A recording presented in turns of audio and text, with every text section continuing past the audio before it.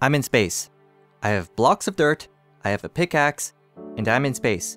So we'll take the initiative to see where the stars will take this game, or something like that. Starbound is a 2D platformer taking cues from Minecraft and Terraria. This is made by the UK developer Chucklefish, funded through a tiered pre-order system through the Humble Store. They raised over $2 million for the game, and all the stretch goals have been achieved.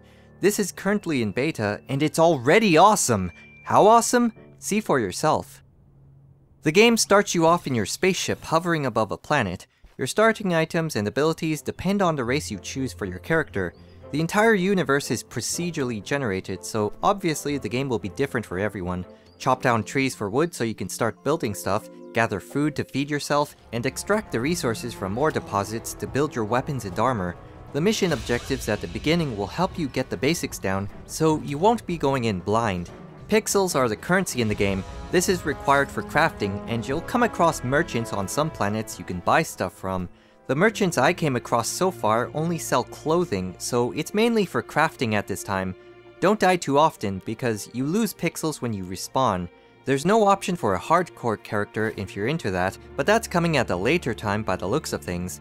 Mining blocks is much more streamlined here since you can hit multiple blocks at the same time. If you've played Minecraft or Terraria for an extensive amount of time, you know how tedious this can be. It's still here in Starbound to an extent, but there's much more emphasis on combat and exploration. Speaking of which, combat can be difficult if you're not careful. The monsters are very aggressive. They charge at you, they jump all over the place, and while the AI is somewhat simplistic, they can be challenging, and I like that. These are hostile worlds, and you're supposed to be surviving. Every planet has a different biome, so you can't just stay on a single world.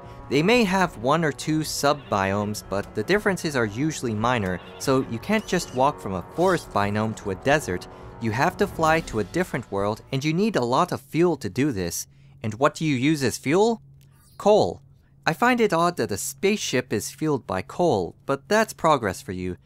There's a handful of different resources you need to gather: coal, copper, silver, gold. I haven't found any platinum or diamonds yet, so I'm thinking that's available later in the game.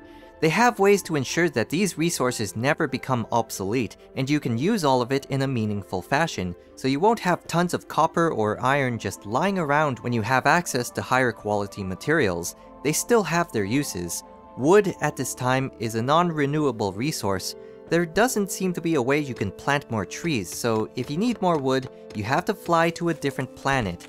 It sounds stupid, so I'm sure you'll be able to plant trees at a later date. Occasionally, you'll be able to find some sort of structure or dungeon on a planet, kill the guards, loot the place, and maybe find a useful tech. I've played this for over 20 hours, and this is all I've been able to find. I'm sure there's plenty more that I've yet to see. This feels like a weird mix of Minecraft, Terraria, with a bit of Star Ocean and Master of Orion in there. From what I can tell, this game is very stable. No crashing, no bugs, at least none that I've seen. I'm really happy with this, and the game is still in beta. But, as always, we need to analyze how this will do in the video game market.